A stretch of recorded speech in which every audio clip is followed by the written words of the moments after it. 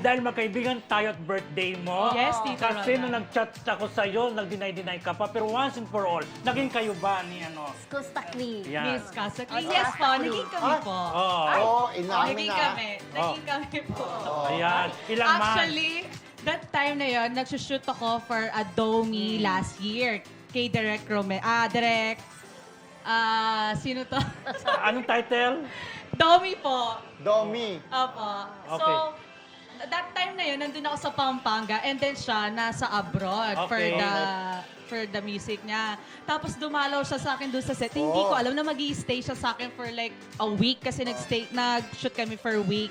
Tapos after noon, dire-diretso na nakasama ko siya hanggang magpasko, magbagong taon, Na, kasama ko siya. Naging kayo, no? Opo, Ilang tas months doon na yan? yun.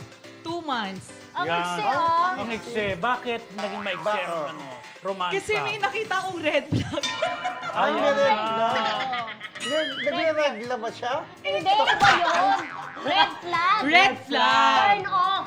Nag-turn off ka. Opo. Kasi hindi ako millennial. So, nung nag-turn off ako sa kanya, gano'n. Yan, kasi meron Anong kasi red ako flag? mga games sa buhay ko na hindi kami nagkatugma. And then, syempre, hindi naman most of the time na lagi ko siya dapat kasama. Kasi may mga priorities din ako. Kailangan din ako ng family ko. And then, siguro sa ugali, wala akong masasabi sa kanya. Pero, hindi siya okay talaga as a relationship. Pero kung sa pagiging kaibigan, okay siya. So tama si Sinam.